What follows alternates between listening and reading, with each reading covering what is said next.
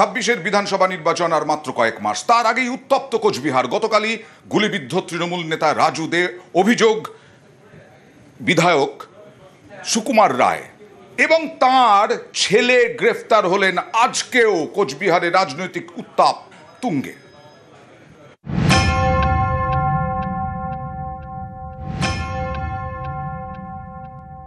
যেমন বাবা তেমন ছেলে, দুই ছেলে এবং বাবা, তো সবাইকে গ্রেফতার করা যায়। মিথ্যা মামলায় তো বিজেপি কর্মীদের ফাঁসাবে, এটাই আর কি, ওদের তো আর কিছু করতে পারবে না। কোচবিহারে বাড়ির সামনে গুলিবিদ্ধ তৃণমূল নেতা রাজু দে, গ্রেপ্তার স্থানীয় বিজেপি বিধায়ক সুকুমার রায়ের ছেলে, যার জেরে উত্তপ্ত কোচবিহারের রাজনীতি, তুঙ্গে তৃণমূল বিজেপি সংঘাত। যেমন বাবা তেমন ছেলে, দুই ছেলে এবং বাবা, তো সবাইকে গ্রেফতার করা যায়। তবে এই গুন্ডামি কেউ বরদাস্ত করবে না। যদি মনে করে যে গুন্ডামি করে কুচবিহার আবার দখল করবে, ওটা ভুল রাস্তায় হাঁটছে। এর জন্য ওদের প্রচুর খেসারত দিতে হবে। ওর পায়ের তলার থেকে মাটি সরে গেছে বলে ও এইসব করাচ্ছে। মিথ্যা মামলায় তো বিজেপি কর্মীদের ফাঁসাবে, এটাই আর কি, ওদের তো আর কিছু করতে পারবে না। ওদের তো এইখানে লোক নাই উত্তর বিধানসভায়, এখন কেসে ফাঁসানোর চেষ্টা করবে। বৃহস্পতিবার রাতে পার্টি অফিস থেকে ফেরার পথে গুলিবিদ্ধ হন কোচবিহার ২ নম্বর ব্লকের চকচকা পঞ্চায়েত সমিতির কর্মাধ্যক্ষ রাজু দে। তৃণমূলের দাবি, রাজনৈতিক জমি তৈরিতে বাধা হয়ে দাঁড়াচ্ছিলেন বলেই বিজেপির নিশানা করে এই তৃণমূল নেতাকে। গত পঞ্চায়েত নির্বাচনে এখানে প্রায় ১০৬খানা গ্রাম পঞ্চায়েত বিজেপি জিতেছিল। লোকসভা নির্বাচন থেকে বিজেপি তার অবস্থান বুঝতে পারলো যে দিন খারাপ। বিজেপির প্রধান, গ্রাম পঞ্চায়েতের মেম্বার এরা তৃণমূলে আসতে শুরু করেছে। যাকে গুলি করা হলো রাজু, গত ১ মাস আগে বিজেপির এই বিধায়ক যে গাড়িতে এসেছিলেন, এই স্করপিও গাড়িতে সুকুমার রায় বসেছিল এমএলএ, তাকে অ্যাজিটেশন দেখায় এখানকার স্থানীয় লোকেরা, যে এলাকার রাস্তাঘাট, ড্রেন কিছু হচ্ছে না, নিকাশি হচ্ছে না, আপনি কি করলেন ৪ বছর। সুকুমার বুঝতে পারে যে যদি রাজু রায়কে শেষ না করা যায়, উত্তর বিধানসভা কেন্দ্রে ও নিশ্চিত পরাজয়ের সম্মুখে দাঁড়িয়েছে। তার ফলে আমাদের পার্টি কর্মীদের, নেতাদেরকে হত্যা করে নিজেদের এলাকা দখল রাখবার চেষ্টা করছে।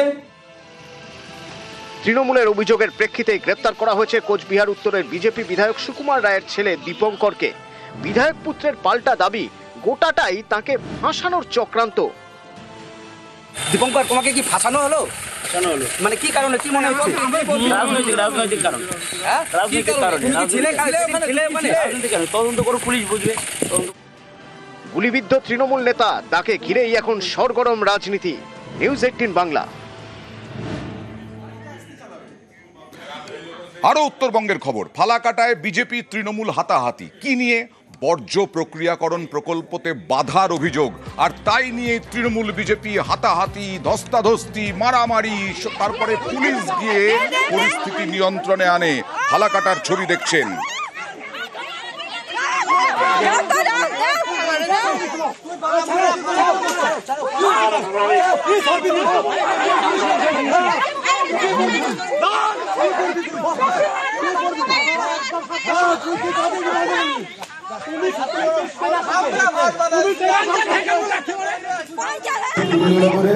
শরীর হসপিটাল নামে একটা কাজ হচ্ছে, সেটা ডিএম অফিস থেকে দফায় দফায় বিজেপির লোক বাধা দিচ্ছে। 2জন পঞ্চায়েত, একটা হচ্ছে অসিত কর একজনের নাম, আর একজন হচ্ছে অর্জুন দাস, 2জন যায় দেখতে। তারা দেখে ফিরে আসার সময় ওই কুঞ্জনগরের রাস্তায় কিছু মহিলা কিছু পুরুষ বিজেপির নেতৃত্ব উস্কানি দিয়ে সেই 2জন পঞ্চায়েতকে আক্রমণ করে এবং বেধড়ক মারধরের চেষ্টা করে। আপনারা ভিডিওতে দেখেছেন, অনেকে লাঠি টাঠি নিয়ে, বাঁশের লাঠি নিয়ে এসছে, তার উপরে প্রহার করে।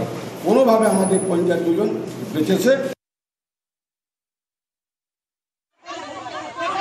আজকে সেখানে মল প্রক্রিয়াকরণ হবে, সেই জায়গায় কাজ করতে গেলে সাধারণ গ্রামবাসীরা বাধা দেয়।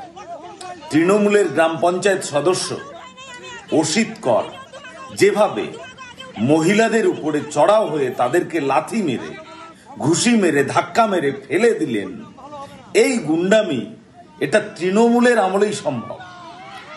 এর তীব্র নিন্দা করি, এর প্রতিবাদ জানাই এবং অবিলম্বে এই পঞ্চায়েত সদস্যকে আইনের আওতায় নিয়ে এসে তার উপযুক্ত শাস্তির ব্যবস্থা করতে হবে, সেই দাবি আমরা জানাই। পাঁশকুড়ার পর আবার মর্মান্তিক ঘটনা। চুরির অভিযোগ দেওয়া হলো, অপমান করা হলো, মারধর করা হলো, কান ধরে ওঠবস করানো হলো, তারপরে আত্মঘাতী মহিলা।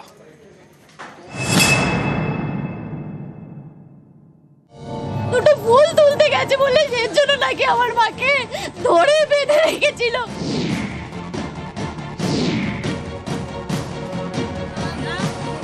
ফুল চুরির অভিযোগ, তারপরেই মহিলার ঝুলন্ত দেহ উদ্ধার। পুলিশের লোক বলে হুমকি দিয়েছিল সিভিক ভলেন্টিয়ার, থানায় সেই অভিযোগই জানানো হয়েছে।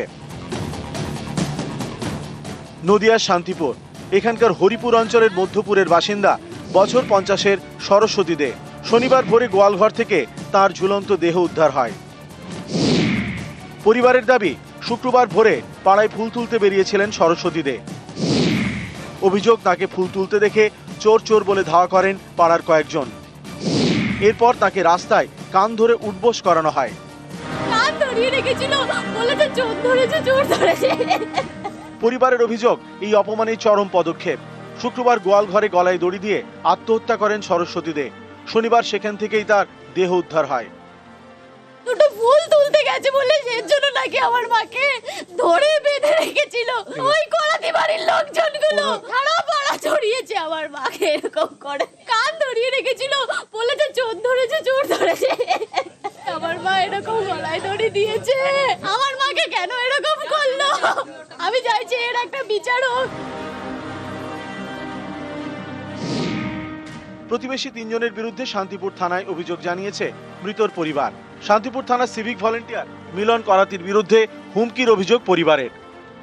আমি তো ছিলাম না, নাইট ডিউটি ছিল, গতকালকেও ছিল, আমার সিভিকে কাজ করি শান্তিপুর থানা। তা আমাকে ফোন করলো বাড়ি থেকে, এই ব্যাপার, একজন নাকি মারা গেছে। আমি সঙ্গে সঙ্গে বাড়িতে আসি। এটা মিথ্যা কথা, বুঝলা। দরজা খুলে দেখি উনি ফুল তুলতেছিল, আমাদের গেট খোলা দেখে দৌড়ে পালালো, পাশে বাড়িতে ঢুকছে, উনি লুকাইছিল, ওনাকে কিছুই বলিনি। আমি তো অন্ধকারে মুখও দেখতে পাচ্ছি না যে কে কি বলবো। যেতে যেতে দেখি চলে গেছে, ওই রাস্তা দিয়ে চলে গেছে ভিতর দিয়ে। তারপর আমি গিয়ে শুনলাম যে, আমি বললাম চলে গেছে, বললো হ্যাঁ চলে গেছে, কান ধরে চলে গেছে। আমি বললাম কানটা কি ওই দিলো? বলে হ্যাঁ, ওই ইচ্ছা করেই ধরেছে। চোর অপবাদে নিজেকে শেষ করে দেওয়ার ঘটনা কদিন আগেই ঘটেছিল পূর্ব মেদিনীপুরের পাঁশকুড়ায়। গত মে মাসে 3 প্যাকেট চিপস চুরির অভিযোগ ওঠে 12 বছরের কৃষ্ণেন্দু দাসের বিরুদ্ধে। পরিবারের দাবি, মারধর করা হয় কৃষ্ণেন্দুকে। এরপরেই কীটনাশক খেয়ে আত্মহত্যা করে কৃষ্ণেন্দু। সেই ঘটনাতেও আঙুল উঠেছিল এক সিভিক ভলেন্টিয়ারের দিকে। পূর্ব মেদিনীপুরের পর এবার নদিয়া। প্রবীণ মহিলাকে চোর অপবাদ দেওয়া হয় বলে অভিযোগ। এখানেও হুমকি দেওয়ার অভিযোগ এক সিভিকের বিরুদ্ধে। পরিবারের দাবি, এরপরেই অপমানে আত্মহত্যা করেন সরস্বতী দে। নদিয়া থেকে রঞ্জিত সরকার, নিউজ 18 বাংলা।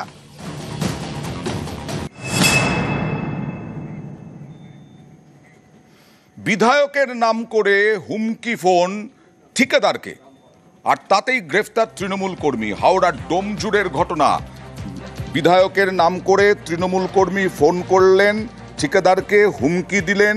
কারখানার কাজ ছাড়তে ঠিকাদারকে হুমকির অভিযোগ, ঠিকাদারকে খুনেরও হুমকি তৃণমূল কর্মীর। এই ভাইরাল যে অডিও, সেই ভাইরাল অডিওটা একবার দেখাবো আপনাদেরকে। পাকুড়িয়া ছেলে পাঠাচ্ছিস? না। পাকুড়িয়া ঘর ভাড়া নিয়ে থাকিস? তুই কোথায় থাকিস? তোমার জেনে কি লাভ আছে? আমি সরস্বতী বিজি থাকি। এই মাথা ঝাড়াবি না, কোথায় থাকিস বল। তুই আমাদের এমএলএ ছেলে পাঠিয়েছিল, তুই কি বলেছিস এমএলএ ছেলেকে? এমএলএ ছেলেকে? এমএলএ ছেলে পাঠিয়েছিল, এমএলএ ছেলেকে না। আমি এমএলএ ছেলেকে কিছু বলিনি। কথা বলার সময় নেই। আমি বলেছি যার কথা বলার ইচ্ছা হবে সে গোডাউনে এসে কথা বলবে আমার সঙ্গে। আমার কন্ট্রাক্টরের বাড়ি স্থলপে। যেই ঢুকে কন্ট্রাক্টরের নাম্বার নাহলে কেটে নুন দিয়ে দেবো তোকে। ওখানে পাকুড়িয়ায় ভাড়া থাকিস তো? কোথায় থাকিস বল। কথা বলবে? কথা বলবে, সব কথা ছাড়, ঠিক আছে? দিমাগ। আমার নাম কোথাও বলে দেখবে কল্যাণ ঘোষের কথা। কল্যাণ ঘোষ, ঠিক আছে? যত শীঘ্রই সম্ভব আমি যাতে দেখতে পাই যে এই গোডাউন গুটিয়ে চলে যাওয়া। বিধায়কের নাম করছে, কত বড় সাহস! আর এই বিধায়কের অভিযোগেই গ্রেফতার তৃণমূল কর্মী। চামড়াইল থেকে যুবককে গ্রেফতার করলো ডোমজুড় থানা।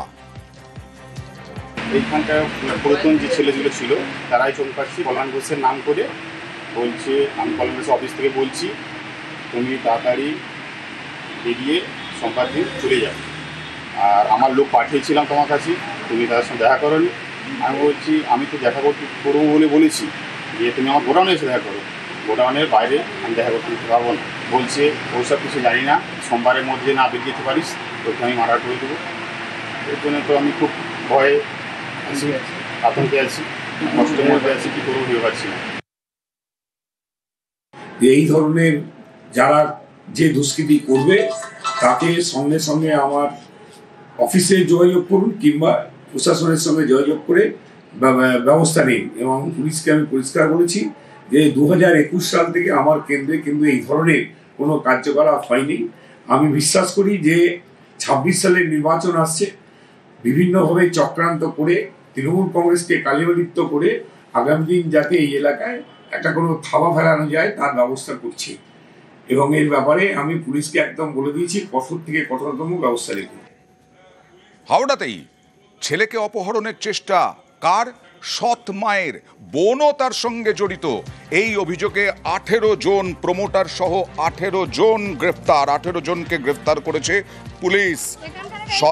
সম্পত্তি নিয়ে বিবাদ, দ্বিতীয় পক্ষের স্ত্রী মেয়ের 10-12টি গাড়ি নিয়ে সৎ ছেলের উপর চড়াও, জোর করে গাড়িতে তুলে অপহরণের চেষ্টা। খবর পেয়ে গাড়িগুলিকে আটক করে পুলিশ। ঘটনায় 50 জনের বেশি আটক।